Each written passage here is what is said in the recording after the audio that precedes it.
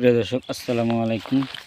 দেশ ও দেশের বাইরে থেকে যারা আমার চ্যানেল ভিডিও দেখছেন সবাইকে আমার চ্যানেল স্বাগত। নতুন হয়ে থাকলে আমার চ্যানেলটি সাবস্ক্রাইব করে রাখুন, অবশ্যই লাইক দিয়ে ভিডিওটি ছড়িয়ে করবেন। তো আমাদের পেঁয়াজের বয়স হচ্ছে 59 দিন। তো পেঁয়াজে কোনো রোগ আছে কিনা অবশ্যই আপনারা কমেন্ট করে জানাবেন। তো 10 দিন আগে লুনা দিয়েছিলাম হালকা করে। তো তো জমিতে নিরামিষ নাকি লুনা কোনটা ব্যবহার করলে ভালো হবে? তো এটা হচ্ছে পেঁয়াজের মধ্যে দুটি ভাইটাল গ্রুপ, খুব উপকারী ছত্রাকনাশক পার্পল ব্লচ রোগ দমনের জন্য। তো মিরামিস ডু এটা হচ্ছে সিনজেন্টা কোম্পানির এবং লোনা সেন্সেশন এটা হচ্ছে বায়ার কোম্পানির।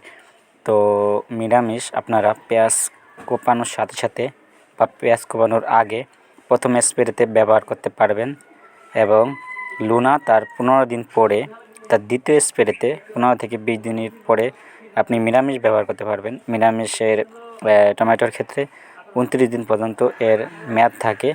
তো লুনাও একটা কার্যকারী ওষুধ, এটা দিলে পেঁয়াজের পাতা টানটানা সোজা হয় এবং প্রচুর কালো থাকে। পেঁয়াজের কন্দ গঠনের সময় লুনা ব্যবহার করা যায়, ভালো হয়।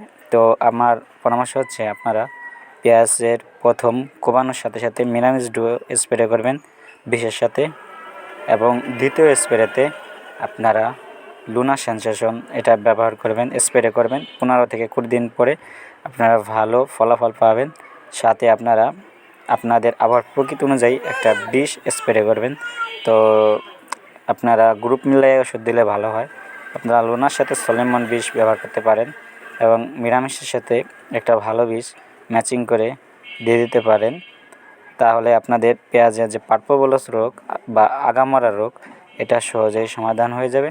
তো স্ক্রিনে দেখতে পাচ্ছেন যে আমাদের পেঁয়াজ এখানে আগামরা সমস্যা হয়েছে, তো এটাই লুনা দেয়া হয়েছে। তো লুনায় আশা করি সমাধান হয়ে যাবে।